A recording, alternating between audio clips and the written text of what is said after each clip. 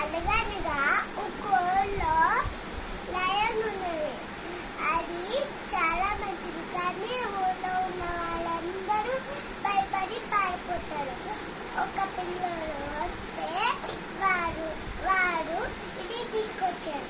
వాళ్ళ తిట్టారు, నాన్న ఇది చూస్తుంటే మంచిగుంది, చాలా మంచిగుంది అంటుంది.